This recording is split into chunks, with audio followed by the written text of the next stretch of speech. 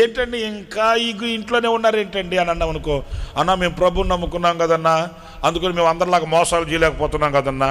మోసం చేస్తేనే నా బ్రతికేది అంటే మోసగాళ్ళకేనా ఈ లోకం? నీతిమంతులు కదా కాదండి. అప్పటి నుంచి ఇప్పుడు దాకా అలాగే ఉన్నారేంటి? మరి అంతేనన్నా, నీతిగా నిజాయితీగా యథార్థంగా బతికి తింటేనన్నా గుడిసెలోనే ఉంటామన్నా. ఎవరు చెప్పారు? నువ్వు రాసుకున్నావు ఒక చట్టాన్ని. కాదు, తప్పు. మన మైండ్ సెట్ సరికాదు, మన భావన మంచిది కాదు. నువ్వు ఆత్మలో వర్ధిల్లుతున్నావు, ఆధ్యాత్మికంగా వృద్ధి నుంచున్నావు, నాకు తెలుసు. నీ విశ్వాసం ఏంటో నాకు తెలుసు, నీ ప్రతిష్ఠితి ఏంటో నాకు తెలుసు, నీలో ఉన్న నిర్ణయం ఏంటో నాకు తెలుసు, నువ్వు ఎంత నిష్ఠాభక్తులతో కొనసాగుతావు నాకు తెలుసు. దట్ సేమ్ అలాగనే నువ్వు అన్ని విషయాల్లో కూడా వర్ధిల్లాలి.